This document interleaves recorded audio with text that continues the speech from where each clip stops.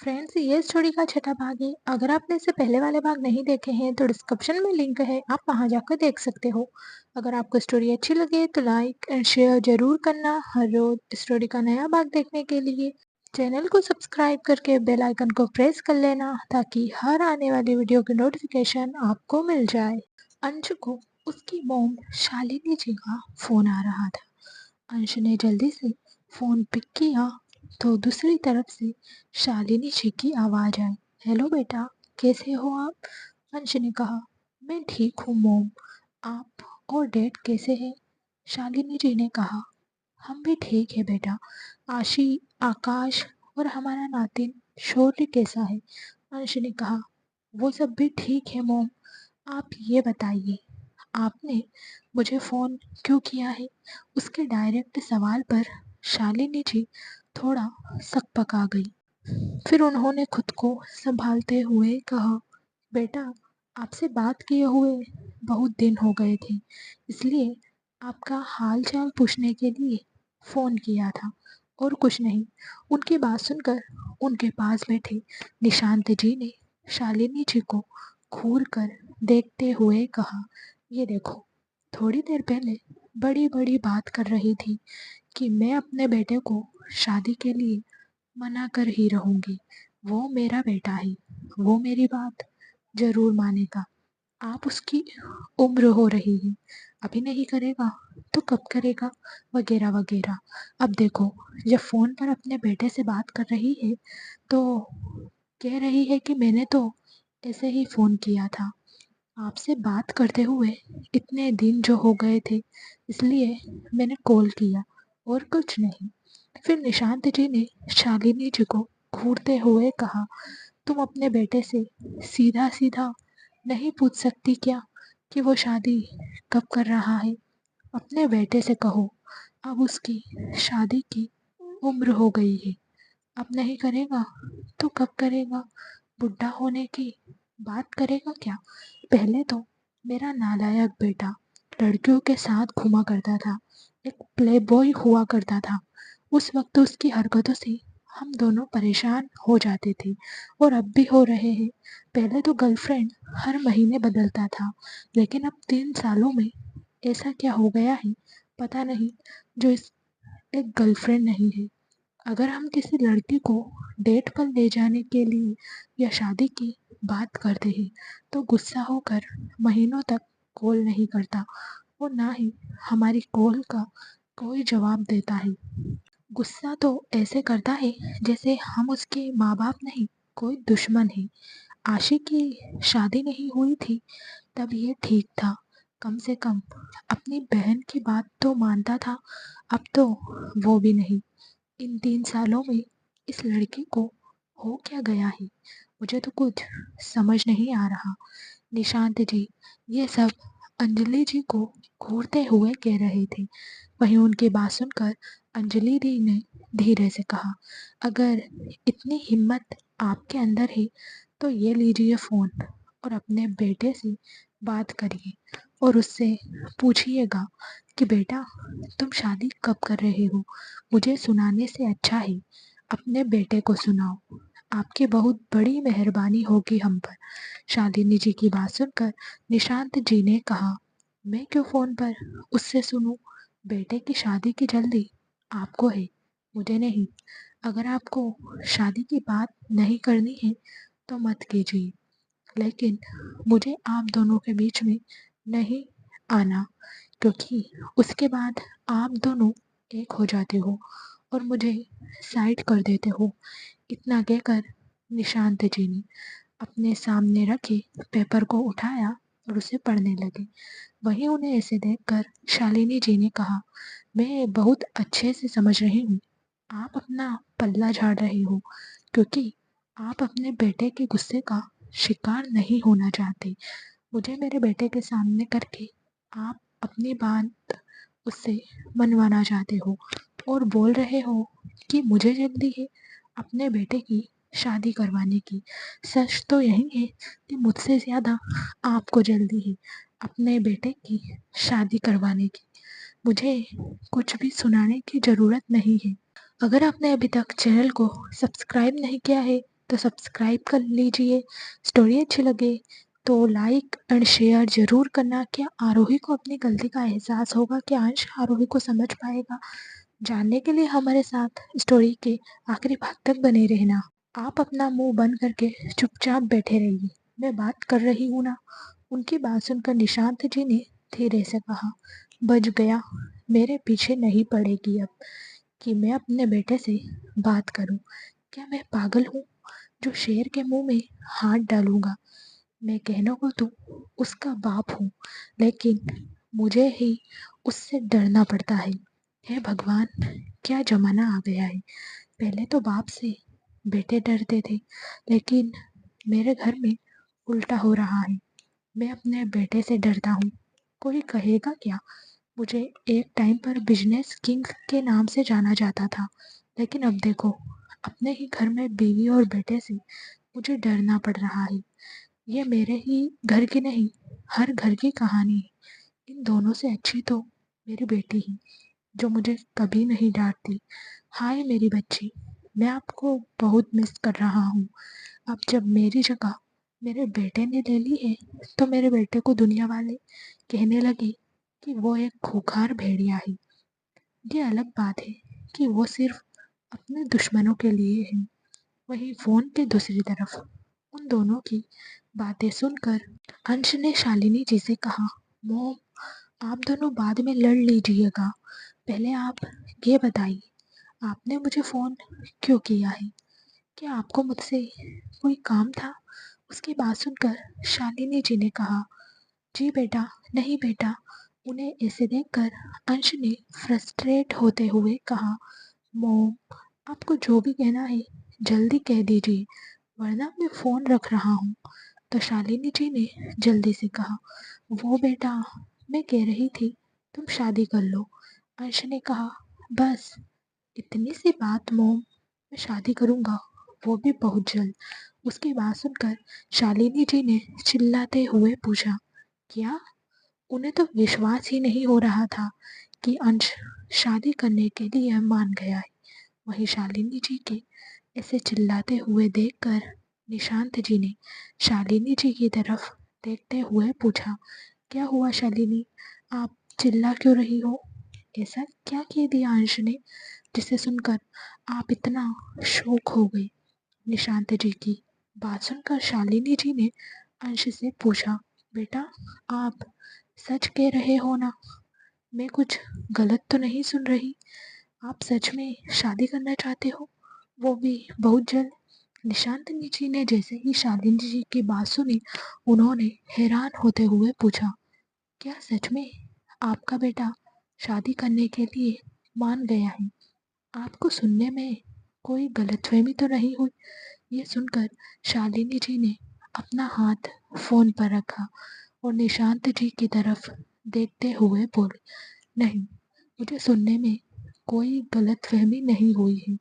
अंश ने खुद मुझसे कहा है कि वो शादी करना चाहता है, वो भी बहुत जल्द। अगर आपको मेरी बात पर यकीन नहीं हो रहा है, तो मैं अभी फोन स्पीकर पर करके अंश से पूछती हूँ, आप खुद अपने कानों से सुन लीजिएगा। इतना कहकर उन्होंने फोन से अपना हाथ हटाया और अंश से बोली, बेटा, अभी आपने जो कहा वो फिर से कहो, क्योंकि आपके पापा को यकीन नहीं हो रहा है कि आप शादी के लिए मान गए हो। शालिनी जी की बात सुनकर अंश ने आराम से कहा, आपने सही सुना मोम। ये सुनकर शालिनी जी ने कहा, क्या मैं तुम्हारे लिए एक अच्छी सी लड़की ढूंढ दूं? उनकी बात सुनकर अंश ने कुछ नहीं कहा और फिर कुछ सोचते हुए बोला, उसकी कोई ज़रूरत नहीं है मॉम, मैंने ऑलरेडी लड़की ढूंढ ली है। अंश की बात सुनकर शालिनी जी ने कहा, सच में आपने लड़की ढूंढ ली है? कौन है वो? क्या नाम है उसका? किस फैमिली से है? हाँ, मुझे तो किसी भी फैमिली की लड़की चलेगी, बस वो लड़की अच्छी होनी चाहिए। शालिनी जी की बात सुनकर निशांत जी ने खुद से कहा, ये क्या हो गया? आज मेरा बेटा एक के बाद एक मुझे झटके दे रहा है। पहले तो शादी करने के लिए तैयार ही नहीं था, लेकिन आज कह रहा है वो शादी करने के लिए तैयार है और उसने अपने पसंद की लड़की भी ढूँढ कर रखी है। कहीं यह सब सुनकर मुझे हार्ट अटैक ना आ जाए। इतना कहकर निशांत जी ने अपना हाथ अपने सीने पर रख लिया। वहीं अपनी मोम की बात सुनकर अंश ने कहा, लड़की बहुत अच्छी है मोम, बस शादी के लिए वो मान जाए। अगर आपने अभी तक चैनल को सब्सक्राइब नहीं किया है तो सब्सक्राइब कर लीजिए। स्टोरी अच्छी लगे तो लाइक और शेयर जरूर करना। क्या अंश आरोही से शादी कर पाएगा? क्या आरोही सब कुछ भूल कर अंश के साथ आगे बढ़ेगी? जानने के लिए हमारे साथ स्टोरी के आखिरी भाग तक बने रहना। उसकी बात सुनकर शाली जी ने कहा, क्या वो अभी तक शादी के लिए नहीं मानी है? तुम जल्द से जल्द उसे मनाओ ताकि तुम्हारी शादी हो जाए और हमें जल्द से जल्द एक पोती मिल जाए, क्योंकि हमारा एक नातिन तो है ही, अब हमें एक सुंदर सी पोती चाहिए। शालिनी जी की बात सुनकर अंश को रूही की याद आ गई। रूही की याद आते ही अंश के फेस पर एक बड़ी सी स्माइल आ गई। वहीं शालिनी जी की बात सुनकर निशांत जी ने खुद से कहा, गधा कहीं का। पहले तो लड़कियों को यूं पटा लेता था, अब जब एक लड़की को सच्चे दिल से पसंद कर रहा है, उससे शादी करना चाहता है, तो उस लड़की को अभी तक मनाने में नाकाम रहा। गधा कहीं का। तभी अंश ने शालिनी जी से कहा, मोम, अभी मैं फ़ोन रख रहा हूँ, आपसे बाद में बात करता हूँ। इतना कहकर उसने शालिनी जी की कोई बात सुने बिना ही फ़ोन कट कर दिया। फ़ोन कट करने के बाद उसने खुद से कहा, मैं भी तो आरोही से जल्द शादी करना चाहता हूँ, लेकिन वो तो उसे फिर से आरोही की कही गई बात याद आ गई, जिससे अंश परेशान हो गया। वो केबिन से बाहर आया और सीधा कार में बैठकर मून क्लब चला गया। वहीं फ़ोन कट होने के बाद शालिनी जी ने निशांत जी के गले लगते हुए कहा, फाइनली हमारा बेटा शादी करने के लिए मान गया है और उसने लड़की भी देख ली है। शालिनी जी की बात सुनकर निशांत जी ने मुंह बनाते हुए कहा, आपको इतना खुश होने की जरूरत नहीं है, आपका बेटा एक नंबर का गधा है। अभी तक वो उस लड़की को शादी के लिए नहीं मना पाया है। क्या फायदा इतना बड़ा बिजनेसमैन होने का, जब एक लड़की को शादी के लिए मना ही नहीं पा रहा है। कोई फायदा नहीं है इतना बड़ा बिजनेसमैन होने का। उनकी बात सुनकर शालिनी जी ने नाराज होते हुए कहा, आप मेरे बेटे को गधा कहना बंद कीजिए। मेरा बेटा बहुत अच्छा है और वो बहुत जल्द उस लड़की को शादी के लिए मना लेगा, आप देख लेना। वहीं आरोही के केबिन में आरोही थोड़ी देर के बाद नॉर्मल होकर अंश के बारे में सोचने लगी। उसे बार बार अंश का खुद को थप्पड़ मारना याद आ रहा था, जिसे याद करके उसने खुद से कहा, उनका गाल तो सूज गया होगा। अगर ऑफिस में किसी भी एम्प्लॉय ने उनका चेहरा देखा तो सब तरह तरह की बात करेंगे, जिससे उनकी रेपुटेशन खराब होगी। आरोही, तुम्हें क्या ज़रूरत थी थप्पड़ वाली बात कहने की? अगर तुम वो बात नहीं कहती तो वो खुद को इस तरह नहीं मारते। सब तुम्हारी गलती है। फिर आरोही ने चिढ़ते हुए कहा, इसमें मेरी क्या गलती है? उन्हें क्या ज़रूरत थी मुझे केबिन में किस करने की? अगर कोई आ जाता तो?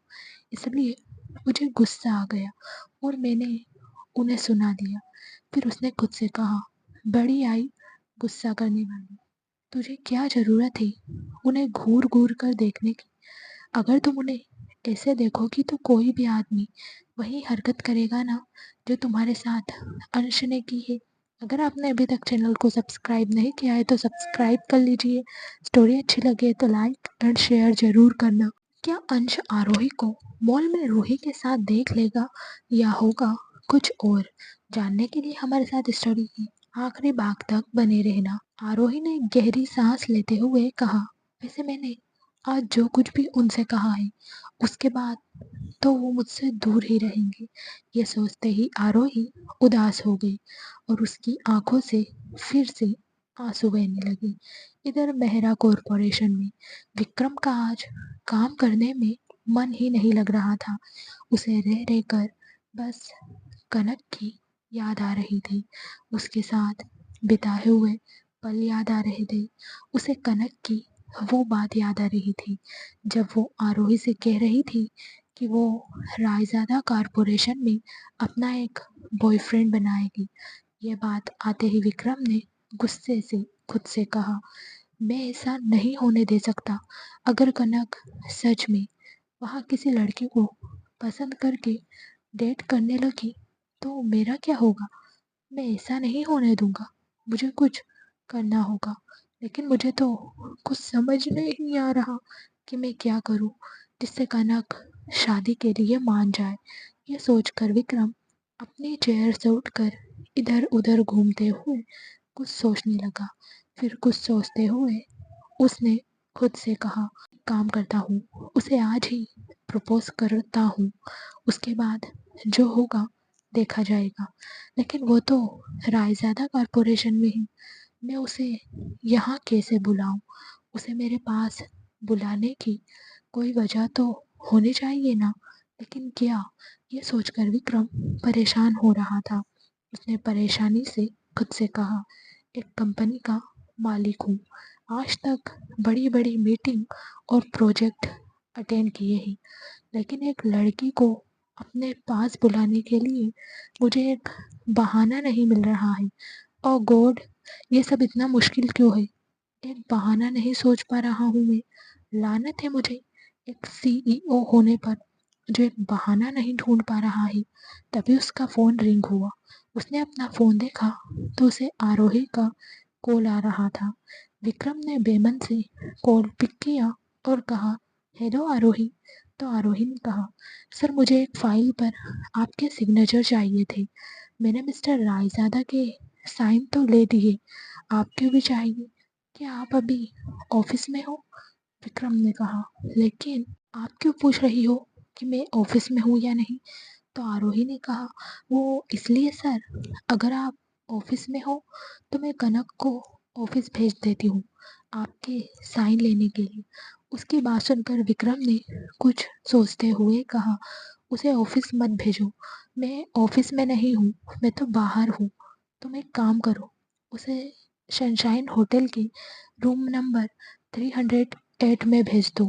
विक्रम की बात सुनकर आरोही ने कहा, ठीक है सर। और फिर उसने फ़ोन कट कर दिया। फ़ोन कट होने के बाद विक्रम ने खुद से कहा, मैं आज कनक को प्रपोज करूँगा। मैं उसे अपना बनाकर ही रहूँगा, चाहे कुछ भी हो जाए। इतना कहकर उसने अपने असिस्टेंट राज से सारी अरेंजमेंट करने को कहा और फिर वो होटल के लिए निकल गया। सनशाइन होटल में विक्रम का हमेशा एक प्राइवेट रूम रहता था जिसे वो अपनी बिजनेस मीटिंग अटेंड करने के लिए यूज़ करता था।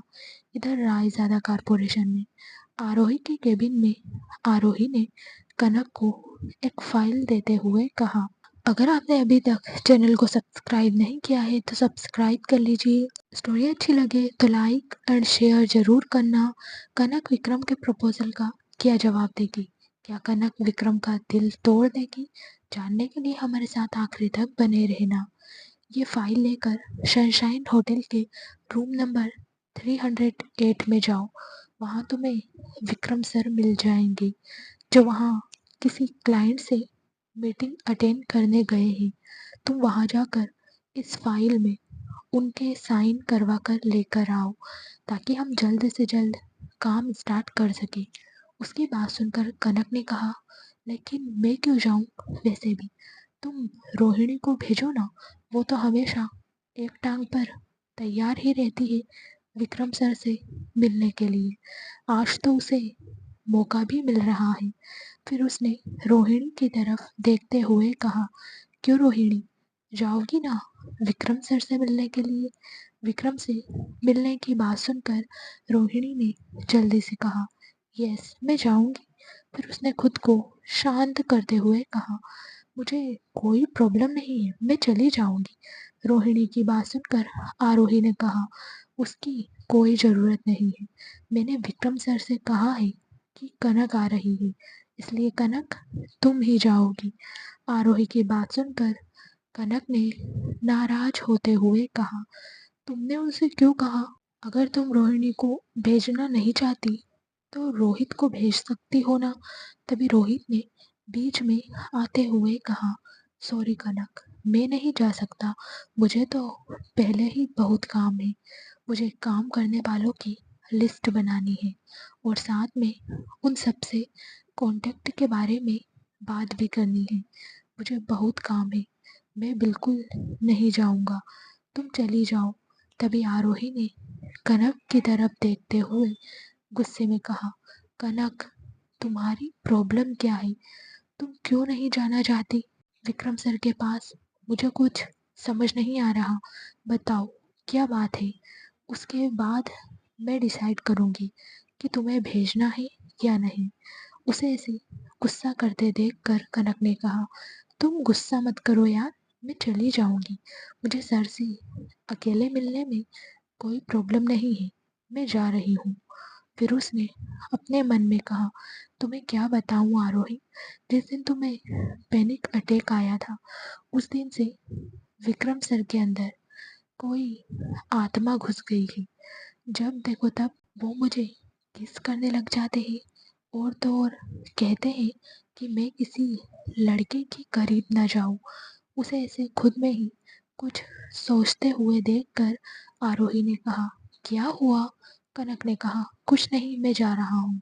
इतना कहकर वो आरोही के हाथ से फाइल लेकर केबिन से बाहर चली गई।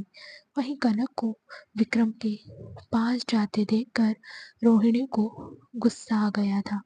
उसने खुद से कहा, मुझे कुछ तो करना होगा विक्रम सर को पाने के लिए। वो सिर्फ और सिर्फ मेरे हैं, मैं उन्हें किसी और का नहीं होने दूंगी। वहीं इधर अंश की कार मून क्लब के बाहर आकर रुकी। अंश कार से उतरकर सीधा क्लब के अंदर चला गया और एक कोने में बैठ गया। उसने वेटर से ड्रिंक लाने को कहा तो वेटर ड्रिंक लेकर आया। उसने अभी अंश के सामने टेबल पर ड्रिंक रखी ही थी कि अंश ने ड्रिंक की एक पूरी बोतल उठा ली और उसे वैसे ही मुंह से लगाकर पीने लगा। ड्रिंक के हर सिप के साथ उसे आरोही की बात याद आ रही थी, जब उसने कहा था कि वो उससे दूर रहे। ये बात याद आते ही अंश का हाथ बोतल पर कसता जा रहा था और वो गुस्से में और ज्यादा ड्रिंक करने लगा। लगातार एक के बाद एक ड्रिंक करने के बाद अंश अब तक पूरे नशे में डूब चुका था। उसने पहले ही नील को कॉल करके वहां आने के लिए कह दिया था। दूसरी तरफ कनक अब तक सनशाइन होटल पहुंच गई थी। उसने रिसेप्शन पर जाकर रिसेप्शनिस्ट से पूछा, विक्रम मेहरा का रूम नंबर 308 कहाँ है? उसकी बात सुनकर रिसेप्शनिस्ट ने कहा, मैम थर्ड फ्लोर पर। तो कनक ने उसे थैंक यू कहा और लिफ्ट में जाकर थर्ड फ्लोर का बटन प्रेस कर दिया। उसने खुद से कहा, अगर विक्रम सर ने आज फिर से मेरे पास आने की या मुझे किस करने की कोशिश की तो मैं उनका सिर फोड़ दूंगी। वो मेरे बॉस हुए तो क्या हुआ, मैं उनसे डरती थोड़ी हूँ। तभी लिफ्ट का डोर ओपन हुआ तो कनक लिफ्ट से बाहर आकर रूम नंबर 308 की तरफ जाने लगी। रूम के पास आकर वो रूम के डोर को घूरने लगी। उसने डोर को घूरते हुए खुद से कहा, अगर आपने अभी तक चैनल को सब्सक्राइब नहीं किया है तो सब्सक्राइब कर लीजिए। स्टोरी अच्छी लगे तो लाइक और शेयर जरूर करना। क्या जगदीश चड्ढा अंश की दुश्मनी रूही और आरोही से निकालेगा? क्या अंश बच पाएगा चड्ढा के वार से? जानने के लिए हमारे साथ बने रहना। कनक, तू डर मत, तुम शेरनी हो। अगर उन्होंने तुम्हारे साथ कुछ भी करने की कोशिश की तो तुम उनका मुंह तोड़ देना। कनक ये सब कहते हुए खुद को ही हिम्मत दे रही थी क्योंकि वो रूम के अंदर जाने में डर रही थी। उसने खुद से कहा, कनक डर मत, तुम शेरनी हो। शेरनी किसी से नहीं डरती। लेकिन मुझे समझ नहीं आ रहा, जब वो मेरे करीब आते हैं तो मेरा दिल जोर-जोर से क्यों धड़कने लग जाता है। ऐसा लगता है कि मेरा दिल अभी मेरे सीने से बाहर आ जाएगा। फिर उसने अपना सिर झटकते हुए कहा, शायद ये सब उनकी हरकतों की वजह से होता होगा और कुछ नहीं। वहीं रूम के अंदर विक्रम बेचैनी से कनक का इंतजार कर रहा था। उसने खुद से कहा, आज मैं कनक को प्रपोज करने जा रहा हूँ। वो सही तो है ना? क्या वो हाँ कहेगी? अगर नहीं कहेगी तो मैं फिर से कोशिश करूँगा। विक्रम अभी यह सब सोच ही रहा था कि तभी उसे डोर नॉक होने की आवाज़ आई। उसने डोर ओपन किया और रूम की लाइट ऑफ कर दी, जिससे उस रूम में अंधेरा छा गया। वहीं कनक रूम के अंदर आई और रूम में इधर-उधर देखते हुए बोली, सर, आप कहाँ हो? रूम में इतना अंधेरा क्यों है? होटल वाले ने बिल नहीं भरा क्या, जिस वजह से यहाँ लाइट नहीं है? लेकिन ऐसा कैसे हो सकता है? मैं तो अभी बाहर से आई हूँ। बाहर तो सारी लाइट थी। शायद इस रूम की लाइट में ही कोई खराबी आई हो, इसलिए यहाँ अंधेरा है। लेकिन इस अंधेरे में बिना लाइट के सर कैसे बैठते होंगे? उन्हें डर नहीं लगता है क्या? फिर उसने अपने हाथ को आपस में रगड़ते हुए कहा, मुझे क्या, मैं तो फाइल पर सिग्नेचर लेने आई हूँ। सिग्नेचर लूँगी और यहाँ से चली जाऊँगी। उसके बाद सर अंधेरे में रहे या रोशनी में रहे, मुझे क्या। वैसे भी आजकल सर तो अजीबो-गरीब बर्ताव करने लगे हैं। ऐसा लगता है उस दिन आरोही को पैनिक अटैक नहीं आया था, बल्कि उस दिन तो सर के शरीर में कोई आत्मा घुस गई थी। वहीं विक्रम डोर के पास खड़ा होकर कनक की सारी बातें सुन रहा था। उसने अपने फोरहेड को रब करते हुए कहा, ये लड़की बड़ी होने के बाद पागल हुई है या पैदा होते वक्त ही पागल थी? ये कैसे सोच सकती है कि इतनी बड़ी होटल में लाइट का बिल नहीं भरा है? ये लड़की ऐसा सोच भी कैसे सकती है यार? ये दुनिया की पहली ऐसी लड़की है जो इस तरह से सोच सकती है। फिर उसने चिल्लाते हुए कहा, लाइट खराब या बिल ना भरने की वजह से लाइट नहीं गई है पागल लड़की, बल्कि लाइट का स्विच ऑफ है। पहले लाइट का स्विच ऑन करो और उसके बाद ये सारी फालतू की बातें सोचना। इतना कहकर विक्रम ने लाइट का स्विच ऑन कर दिया। फिर उसने कनक पर चिल्लाते हुए कहा, तुम सच में बेवकूफ़ हो या बनने का नाटक कर रही हो? उसकी बात सुनकर कनक जल्दी से पीछे मुड़ गई। तभी उसका पैर फिसल गया और वो गिरने को हुई। लेकिन वो गिरती उससे पहले ही विक्रम ने उसे पकड़ लिया। गिरने के डर से कनक ने अपनी आंखें बंद कर ली थी। जब वो नीचे नहीं गिरी तो उसने खुद से कहा, मैं गिरी क्यों नहीं? ऐसा लग रहा है मैं हवा में लटक रही हूँ। उसकी बात सुनकर विक्रम ने गुस्से में कहा, बेवकूफ़ लड़की, अपनी आंखें खोलो और देखो, मैं तुम्हें पकड़कर खड़ा हूँ, जिस वजह से तुम नीचे नहीं गिरी। मैं एक ऐसा इकलौता इंसान हूँ जो तुम्हें प्रपोज़ करने के लिए क्या कुछ नहीं कर रहा। रूम में की गई डेकोरेशन को देखने की बजाय तुम ये सोच रही हो कि होटल वाले ने लाइट का बिल क्यों नहीं भरा है और मेरे शरीर में कोई आत्मा घुस गई है। सीरियसली, सच में तुम पागल हो? उसकी बात सुनकर कनक ने चिल्लाते हुए कहा, सर, आपने मुझे पागल कहा? तो विक्रम ने हाँ में अपना सिर हिलाया। तो कनक ने कुछ सोचते हुए कहा, आपने प्रपोज करने की बात कही है। क्या आप किसी से प्यार करते हो? कौन है वो लड़की जिसे आप प्रपोज करने वाले हो? क्या मैं उस लड़की को देख सकती हूँ? इतना कहकर उसने खुद को विक्रम से छुड़ाया और पूरे रूम में इधर-उधर देखने लगी। जब उसे उस रूम में कोई नहीं दिखा। अगर आपने अभी तक चैनल को सब्सक्राइब नहीं किया है तो सब्सक्राइब कर लीजिए। स्टोरी अच्छी लगे तो लाइक एंड शेयर ज़रूर करना। क्या आरोही को अपनी गलती का एहसास होगा? क्या अंश आरोही को समझ पाएगा? जानने के लिए आखिरी तक स्टोरी के पार्ट में बने रहना। कनक ने विक्रम से कहा, कहाँ है सर वो लड़की? मुझे तो यहाँ दिखाई नहीं दे रही। उसकी बात सुनकर विक्रम उसे बुरी तरह से घूरने लगा और फिर बोला कि तुम्हें इस रूम में तुम्हारे अलावा कोई और लड़की दिखाई दे रही है? उसकी बात सुनकर कनक ने ना में अपना सिर हिलाया। वहीं विक्रम ने पूरा रूम बलून से डेकोर करवाया था। साइड टेबल पर कैंडल लगी थी और पूरे रूम में गुलाब की पंखुड़ियाँ बिखरी हुई थी। एक टेबल पर अलग अलग डिशेस रखी हुई थी।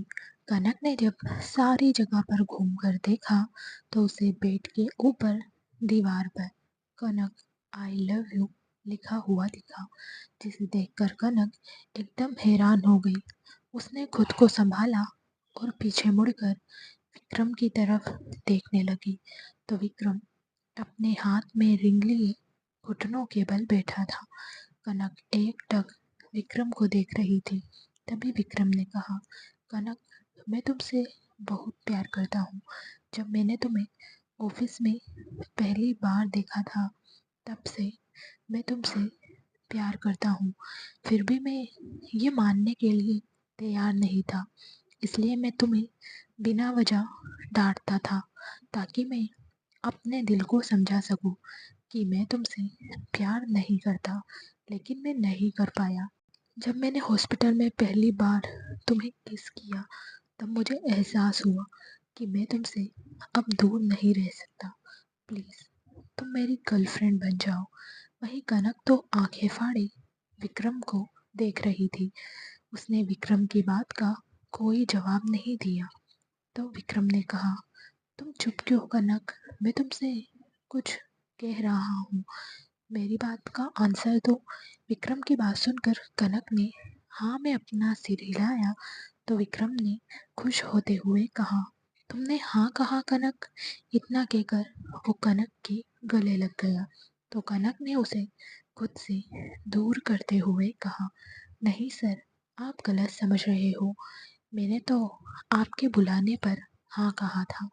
आपने प्रपोज किया, उसके लिए हाँ नहीं कहा। अब तो मुझे पक्का यकीन हो गया है सर।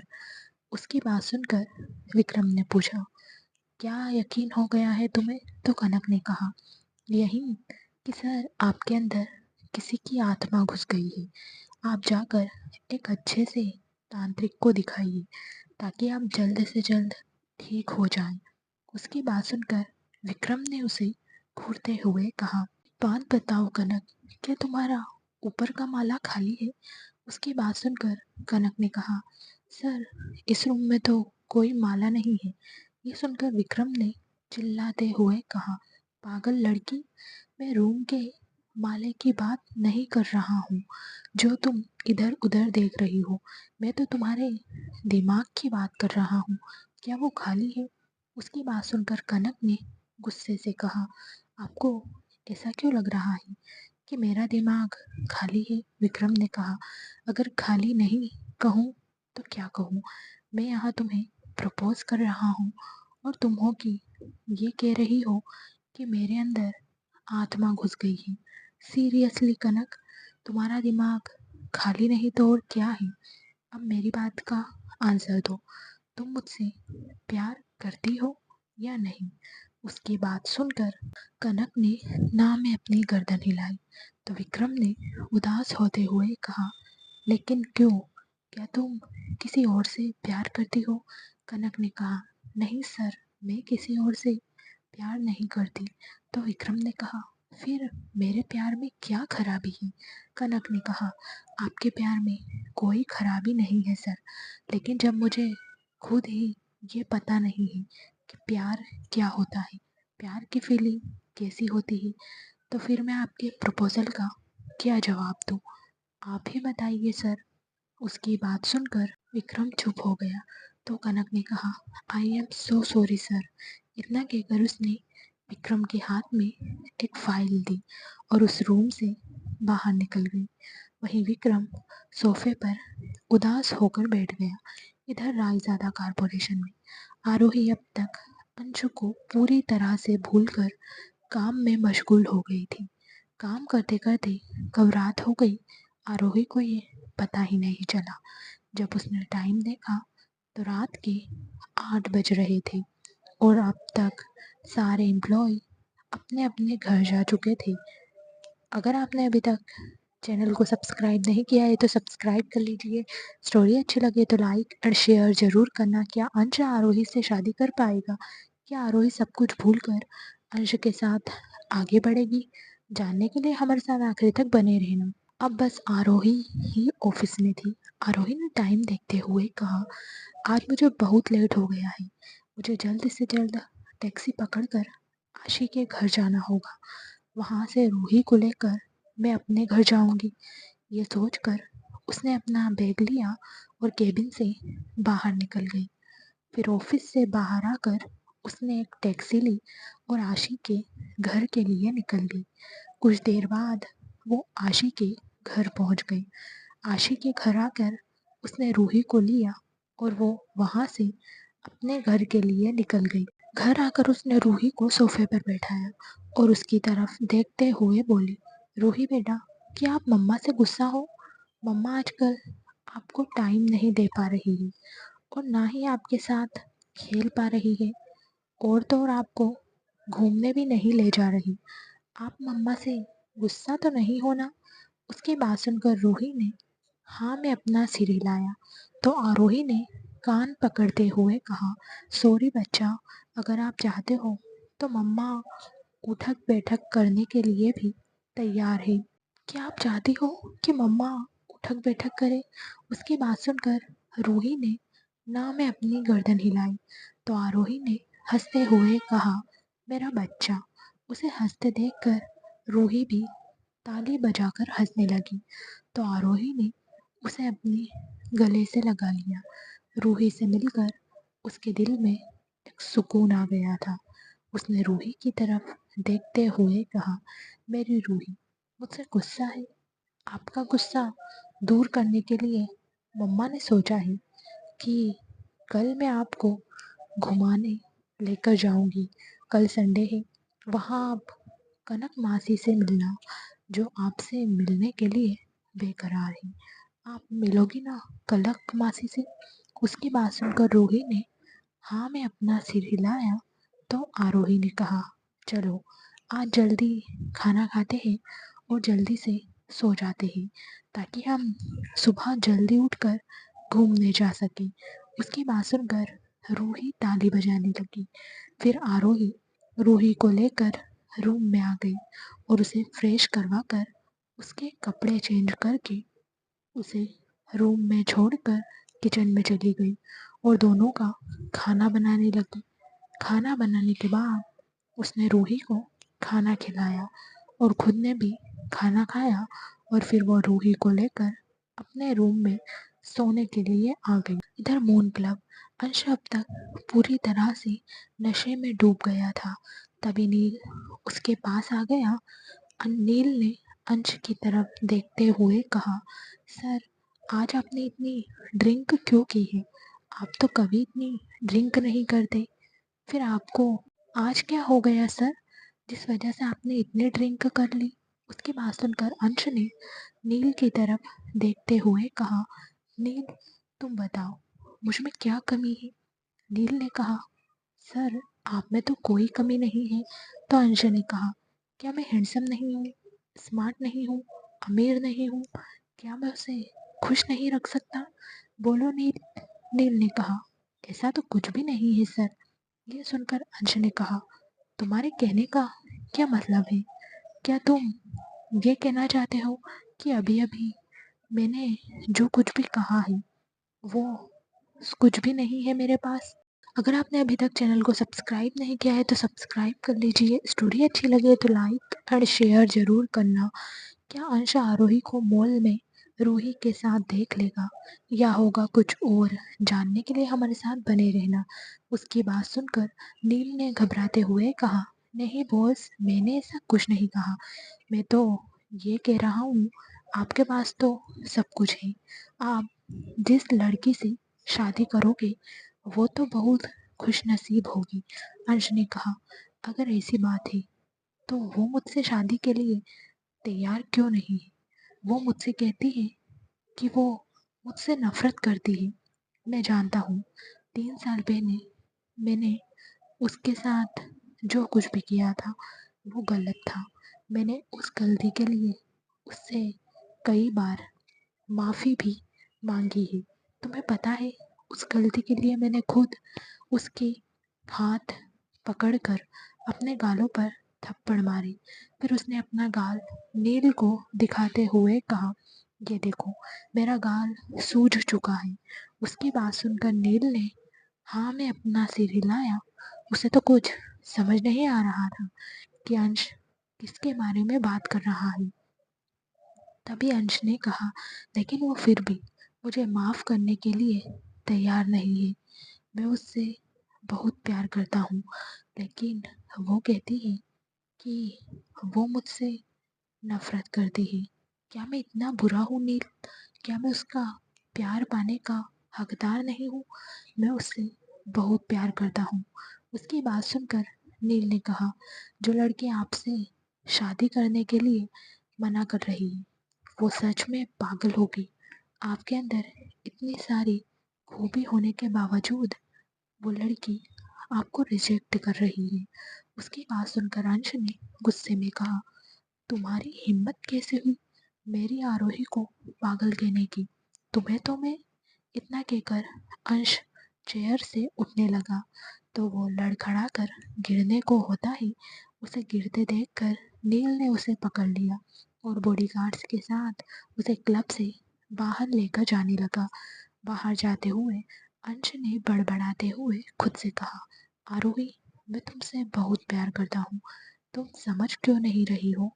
मैंने जो कुछ तुम्हारे साथ किया उसके लिए मुझे माफ़ कर दो आरोही, लेकिन तुम मुझसे दूर मत जाओ। मैं तुम्हारे बिना जी नहीं पाऊंगा। आई लव यू आरोही। मैं तुमसे बहुत प्यार करता हूँ। मैं जानता हूँ तुम भी मुझसे प्यार करती हो, लेकिन तुम मुझसे गुस्सा हो। अगर तुम मुझसे गुस्सा हो तो मैं तुम्हें मना लूंगा। वही नील अब तक अंशु को लेकर कार तक आ गया था। उसने अंशु को बैक सीट पर बैठाया और खुद ड्राइविंग सीट पर बैठकर ड्राइव करने लगा। उसने ड्राइव करते हुए खुद से कहा, क्या बॉस मिस आरोही से प्यार करते हैं? क्या आज सुबह इन दोनों के बीच कुछ हुआ था? मैंने मिस आरोही को बॉस के केबिन से बाहर जाते हुए देखा था और बॉस का गाल भी लाल हो रहा है। लेकिन बॉस किस बात के लिए मिस शर्मा से सॉरी कह रहे हैं? आखिर 3 साल पहले इन दोनों के बीच ऐसा क्या हुआ था? नील यही सब सोच रहा था। कुछ देर बाद उनकी कार आशिक के घर के बाहर आकर रुकी तो नील कार से बाहर आया और बैक सीट का डोर ओपन करके उसने अंश को कार से बाहर निकाला और उसे गेट के पास लाकर डोरबेल बजाई तो एक सर्वेंट ने गेट ओपन किया। नील अंशु को लेकर उसके रूम में चला गया। अगर आपने अभी तक चैनल को सब्सक्राइब नहीं किया है तो सब्सक्राइब कर लीजिए। स्टोरी अच्छी लगे तो लाइक और शेयर ज़रूर करना। कनक विक्रम के प्रपोजल का क्या जवाब देगी? क्या कनक विक्रम का दिल तोड़ देगी? जानने के लिए हमारे साथ बने रहना। और उसे बेड पर ठीक से सुलाकर नील अपने घर चला गया। अगली सुबह अंश की जब नींद खुली तो वो अपना सिर पकड़कर बेड पर उठकर बैठते हुए बोला, मेरा सिर बहुत भारी हो रहा है। मैं भी क्या करता? आरोही की बात सुनकर मेरा पूरा दिमाग घूम गया था। मुझे उसकी बातें बिल्कुल भी अच्छी नहीं लगी थी, इसलिए मैंने इतनी ड्रिंक की। फिर उसने कुछ याद करते हुए कहा, लेकिन मैं तो कल कुछ बोल भी रहा था। लेकिन क्या बोल रहा था मुझे याद क्यों नहीं आ रहा। मुझे इतनी ड्रिंक नहीं करनी चाहिए थी। तभी उसे आशिक की आवाज़ आई, अब आपको समझ आया भाई कि आपने कल कुछ ज़्यादा ही ड्रिंक कर ली थी। ये कहते हुए आशी नींबू पानी लेकर रूम के अंदर आ गई। उसने ग्लास को अंश के हाथ में देते हुए कहा, भाई आप नींबू पानी पीजिए और फ्रेश होकर नीचे ब्रेकफास्ट करने आ जाइए। नीचे आपका असिस्टेंट नील आपका वेट कर रहा है। उसकी बात सुनकर अंश ने हाँ में अपना सिर हिलाया और नींबू पानी पीने लगा। वहीं आशी उसके रूम से बाहर निकल गई। अंश नींबू पानी पीकर फ्रेश हुआ और फिर रेडी होकर वो नीचे आ गया। जब वो नीचे आया तो उसने देखा नील वहीं हॉल में खड़ा था। अंश को देखकर नील ने उसे गुड मॉर्निंग विश किया तो अंश ने भी उसे गुड मॉर्निंग कहा। तभी नील ने कहा, सर थोड़ी देर बाद आपकी अनमोल मॉल में कपूर कंपनी के साथ मीटिंग है। उसकी बात सुनकर अंश ने हाँ कहा और ब्रेकफास्ट करने लगा। वहीं नील की बात सुनकर आशी ने अंश की तरफ देखते हुए कहा, भाई आज तो संडे है, क्या आप आज भी काम करने वाले हो? क्या आप एक दिन घर पर बैठकर आराम नहीं कर सकते? हर दिन काम करके आप थकते नहीं हो क्या भाई? इस तरह से आप पूरे महीने काम करते रहोगे तो आपकी तबीयत का क्या? आपकी तबीयत तो खराब हो जाएगी ना भाई। इसलिए मैं कह रही हूँ आज आप सिर्फ आराम कीजिए, कहीं मत जाइए। जो भी मीटिंग है वो कैंसिल कर दीजिए। अगर आप मीटिंग कैंसिल कर दोगे तो भी कोई कुछ नहीं कहेगा। सब जानते हैं आप है कौन और क्या क्या कर सकते हो। उसकी बात का अंश ने कोई जवाब नहीं दिया तो आशी अंश को बुरी तरह से घूरने लगी। इधर आरोही के घर पर आरोही आज जल्दी उठकर गई थी। उठकर वो फ्रेश हुई और फिर नाश्ता बनाने किचन में चली गई। उसने नाश्ता बनाया और नाश्ता करके वो रूही को उठाने के लिए रूम में आ गई। उसने रूही के पास जाकर उसकी पीठ थपथपाते हुए कहा, रूही बच्चा उठ जाओ, आज हमें घूमने भी जाना है। वहाँ कनक मासी हमारा इंतज़ार कर रही होगी, चलो जल्दी उठो। उसकी बात सुनकर रूही अपनी आंखें मसलते हुए बेड पर उठकर बैठ गई तो आरोही ने उसके गाल पर किस करते हुए कहा, गुड मॉर्निंग बच्चा। इतना कहकर उसने रूही को अपनी गोद में उठाया और उसे फ्रेश करवाने वॉशरूम में चली गई। कुछ देर बाद वो रूही को रेडी करके रूम से बाहर आई और उसे डाइनिंग टेबल पर बैठाकर नाश्ता करवाने लगी। नाश्ता करवाने के बाद आरोही ने रूही को नीचे फर्श पर बैठाते हुए कहा, रूही बेटा आप इधर बैठकर थोड़ी देर खेलो, मम्मा किचन साफ करके तैयार होकर आती है, फिर हम साथ में मॉल चलेंगे। उसकी बात सुनकर रूही ने हाँ में अपना सिर हिलाया तो आरोही रूही को हॉल में छोड़कर किचन में चली गई। किचन साफ करके वो अपने रूम में गई। कुछ देर बाद वो रेडी होकर बाहर आई और रूही को अपनी गोद में उठाते हुए बोली, चलो अब हम बाहर चलेंगे। इतना कहकर उसने अपने घर का गेट लॉक किया और रोड पर आकर टैक्सी से अनमोल मॉल के लिए निकल गई। इधर आशी के घर पर अंशु भी नाश्ता करके नील के साथ अनमोल मॉल के लिए निकल गया था।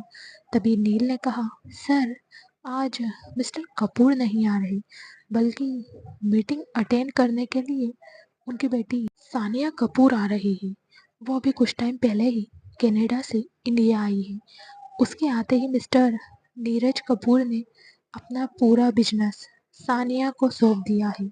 सुनने में आया है अगर आपने अभी तक चैनल को सब्सक्राइब नहीं किया है तो शायद चैनल को सब्सक्राइब कर लीजिए। स्टोरी अच्छी लगे तो लाइक और शेयर जरूर करना। क्या अंशा आरोही को मॉल में रूही के साथ देख लेगा या होगा कुछ और खतरनाक? जानने के लिए हमारे साथ आखिरी तक बने रहना। सानिया को अपने पैसे और पावर का बहुत घमंड है, साथ में वो बहुत जिद्दी भी है। उसकी बात सुनकर अंश ने उसे घूरते हुए कहा, मुझे उसके कैरेक्टर के बारे में जानने में बिल्कुल भी इंटरेस्ट नहीं है। मैं उस लड़की के साथ बिजनेस मीटिंग अटेंड करने जा रहा हूँ, ना कि उसे देखने। अगर बिजनेस से रिलेटेड बात है तो बोलो, मैं सुन रहा हूँ। उसकी बात सुनकर नील ने हाँ में अपना सिर हिलाया तो अंश ने कहा, वैसे मैंने तुमसे जगदीश चड्ढा के बारे में और इन्फॉर्मेशन कलेक्ट करने को कहा था, उसका क्या हुआ? कुछ पता चला? उसकी मुझसे क्या दुश्मनी है? उसकी बात सुनकर नील ने कहा, सर, हमारे आदमी ने पता लगाया है कि जगदीश चड्ढा की एक बेटी थी और उसका नाम शनाया था। शनाया 2 साल पहले हमारे ऑफिस में आपकी सेक्रेटरी का काम करती थी। उसकी बात सुनकर अंश ने कहा, शनाया? तो नील ने कहा, हाँ सर, वही शनाया जिसने आपको प्रपोज किया था और आपने उसका प्रपोजल रिजेक्ट कर दिया था और साथ में उसे धमकी भी दी थी कि वो ये सब बंद करे वरना उसके लिए अच्छा नहीं होगा। नील की बात सुनकर अंश ने कुछ सोचते हुए कहा, हाँ मुझे याद है। इसका मतलब शनाया जगदीश चड्ढा की बेटी थी। अगर वो उसकी बेटी थी तो उसे मेरे ऑफिस में सेक्रेटरी की जॉब करने की क्या ज़रूरत थी? पता करो, कहीं शनाया चड्ढा के कहने पर तो नहीं आई थी हमारे ऑफिस, या फिर हमारे किसी दुश्मन ने उसे हायर किया था। उसकी बात सुनकर नील ने कहा, सर, मैं पता लगाने की पूरी कोशिश कर रहा हूँ। शनाया की 2 साल पहले ही मौत हो चुकी है। उसने जो कुछ भी किया था उसकी सजा उसे मिली है। शायद जगदीश चड्ढा अपनी बेटी की मौत का बदला आपसे लेना चाहता है। अंश ने कहा, अगर यही बात है तो ठीक है, मैं भी उसे दिखाता हूँ अंश रायजादा क्या चीज़ है। उसने अभी तक मेरा वो चेहरा नहीं देखा है जिससे पूरी दुनिया अनजान है। उसकी बात सुनकर नील ने अपने मन में कहा, चड्ढा, इस आदमी को अपना वो चेहरा सामने लाने पर मजबूर मत कर। अगर ऐसा हुआ तो तेरी मौत पक्का है। इसका वो चेहरा देखकर तो इसके दोस्त भी डर जाते हैं। 3 साल से ये आदमी चुप है, लेकिन क्यों? इसकी वजह तो मुझे भी अभी तक पता नहीं चली है। लेकिन बॉस की कल की बात सुनकर मुझे ऐसा लग रहा है शायद बॉस के चुप रहने की वजह आरोही है। इन दोनों के बीच जरूर कुछ ऐसा है जिसकी वजह से बॉस 3 साल से शांत है। मैं तो इनके साथ तब से हूँ जब से इन्होंने बिजनेस वर्ल्ड में कदम रखा है। मैंने भी एक बार इनका वो चेहरा देखा था जब अमेरिका में बिजनेस संभालते टाइम इन्होंने अपने दुश्मनों के साथ किया था। नील अभी ये सब सोच ही रहा था कि उनके कानों में ड्राइवर की आवाज़ आई। ड्राइवर ने कहा, सर, मॉल आ गया है। उसकी बात सुनकर वो दोनों गाड़ी से बाहर आकर मॉल के अंदर चले जहाँ सानिया उनका इंतजार कर रही थी। सानिया कपूर, नीरज कपूर की बेटी, दिखने में बहुत ही खूबसूरत है। गोरा रंग, 5 फुट 4 इंच हाइट, काली आंखें, उसे अपनी खूबसूरती पर बहुत घमंड है। एक जगह जाकर अंश सानिया के सामने आकर बैठ गया। सानिया ने जब अंश को देखा तो एक पल के लिए वो उसमें खो गई। वहीं सानिया का खुद को ऐसे देखना अंश को बिल्कुल भी पसंद नहीं आ रहा था। उसने एक फाइल में देखते हुए कहा, काम की बात करें मिस सानिया कपूर। उसकी बात सुनकर सानिया ने अपने होश में आते हुए कहा, हेलो मिस्टर रायज़ादा, अगर आपने अभी तक चैनल को सब्सक्राइब नहीं किया है तो सब्सक्राइब कर लीजिए। स्टोरी अच्छी लगे तो लाइक और शेयर ज़रूर करना। क्या अंश सानिया के साथ काम करेगा? क्या सानिया अपने मकसद में कामयाब हो पाएगी? जानने के लिए हमारे साथ बने रहना। मैं सानिया कपूर, आप तो मेरे डैड को जानते ही हो, वो आपके बहुत पुराने क्लाइंट है। उसकी बात सुनकर अंश ने हाँ कहा तो सानिया ने कहा, मैं उम्मीद करती हूँ जैसे आपने मेरे डैड को सपोर्ट किया है आप मुझे भी वैसे ही सपोर्ट करें। उसकी बात सुनकर अंश ने कहा, मैं किसी को सपोर्ट करने के लिए यहाँ नहीं बैठा हूँ, मैं बस अपना फ़ायदा देखता हूँ, किसी और से मुझे कोई मतलब नहीं है। जिस प्रोजेक्ट में मुझे फ़ायदा दिखता है मैं उधर इन्वेस्ट करता हूँ। आप मुझे अपना प्रोजेक्ट दिखाइए, मैं उसे देखकर डिसाइड करूँगा कि आपको सपोर्ट करूँ या ना करूँ। उसकी बात सुनकर सानिया ने कहा, जी मिस्टर रायज़ादा, मैं समझ गई। फिर उसने एक फाइल अंश के सामने रखते हुए कहा, आप तो जानते ही हो, हर साल हमारी कंपनी एक फैशन शो ऑर्गेनाइज करती है। उसमें आप भी इन्वेस्ट करते हो, जिससे हम दोनों की कंपनी को फ़ायदा होता है। उसकी बात सुनकर अंश ने कहा, ये मैं जानता हूँ, लेकिन इसमें मैं क्या कर सकता हूँ? सानिया ने कहा, हमारी कंपनी बस ये चाहती है कि आप इस साल इस प्रोजेक्ट पर इन्वेस्ट करो। फिर उसने अंश के सामने रखी फाइल की तरफ इशारा करते हुए कहा, इस फाइल में सारी डिटेल है, आप एक बार चेक कर लीजिए। उसकी बात सुनकर अंश ने हाँ में अपना सिर हिलाया और वो फाइल को चेक करने लगा। वहीं दूसरी तरफ आरोही की टैक्सी अनमोल मॉल के बाहर आकर रुकी, तो आरोही रूही को लेकर टैक्सी से बाहर आ गई और आसपास देखने लगी ताकि उसे कनक कहीं दिख जाए। जब उसे कनक कहीं नहीं दिखी तो उसने खुद से कहा, ये लड़की मुझे मॉल बुलाकर खुद यहाँ अभी तक नहीं आई है, कहीं भूल तो नहीं गई, कहीं ये लड़की घर पर घोड़े बेचकर सो तो नहीं रही। ये सोचकर उसने अपना फोन निकाला और कनक को फोन करने लगी। तभी उसके सामने एक टैक्सी आकर रुकी, जिससे कनक बाहर आई। कनक ने जैसे ही आरोही को देखा, वो आरोही के पास आ गई। आरोही की गोद में रूही को देखकर उसने आरोही से पूछा, क्या ये तुम्हारी बेटी है? आरोही ने हाँ में अपना सिर हिलाया, तो कनक ने रूही की तरफ देखते हुए कहा, वाह आरोही, ये कितनी प्यारी है।